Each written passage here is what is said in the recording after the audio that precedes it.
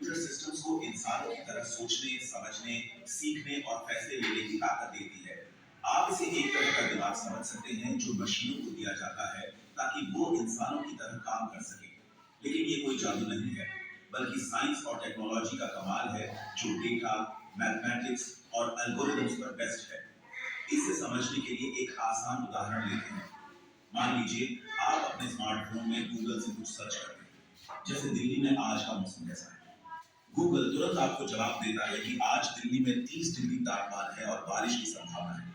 ये जवाब देने में जो टेक्नोलॉजी काम करती है, वो आर्टिफिशियल इंटेलिजेंस का ही एक हिस्सा है, जो आपकी बात को समझता है, सही जानकारी देता है और आपको जवाब देता है। आर्टिफिशियल इंटेलिजेंस का मकसद है मशीनों को इतना स्मार्ट बनाना कि वो काम कर सके जो पहले सिर्फ इंसान कर सकते थे, जैसे सोचना, समझना, बोलना, लिखना और यहाँ तक कि रचनात्मक काम करना, जैसे पेंटिंग बनाना या म्यूजिक कंपोज करना। लेकिन सवाल ये है कि आर्टिफिशियल इंटेलिजेंस की शुरुआत कैसे हुई?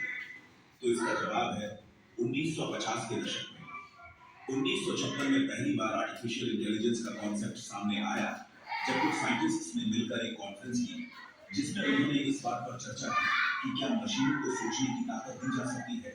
उस वक्त इसे एक सपना माना गया, लेकिन आज वो सपना हकीकत बन चुका है।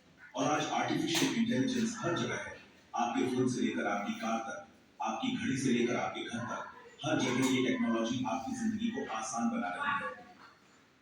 अब समझते हैं कि आर्टिफिशियल इंटेलिजेंस काम कैसे करता है। आर्टिफिशियल इंटेलिजेंस को काम करने के लिए तीन मुख्य चीजों की जरूरत होती है।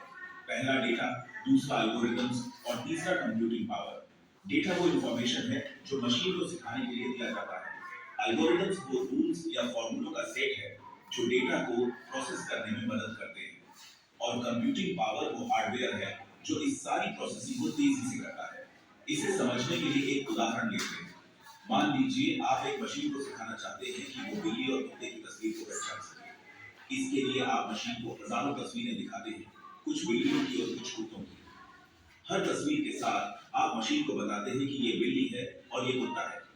मशीन इस डेटा को प्रोसेस करती है और एल्गोरिथम्स की मदद से वो पैटर्न्स सीखती है, जैसे बिल्ली की पूंछ लंबी होती है या कुत्ते के कान बड़े होते हैं।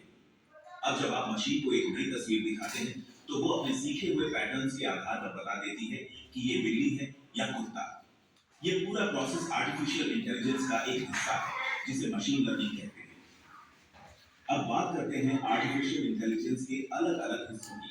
आर्टिफिशियल इंटेलिजेंस कई ब्रांचेस में बंटा हुआ है और हर ब्रांच का अपना काम है। सबसे पहले है मशीन लर्निंग। मशीन लर्निंग का मतलब है मशीनों को डेटा देकर सिखाना, ताकि वो बिना किसी प्रोग्रामिंग के खुद से सीख सके और फैसले ले सके। उदाहरण के लिए, जब आप YouTube पर कोई वीडियो देखते हैं, तो YouTube आपको उसी टाइप की और वीडियो सजेस्ट करता है। जैसे अगर आपने मोटिवेशनल वीडियोस देखी हैं, तो वो आपको और मोटिवेशनल वीडियोस दिखाएगा।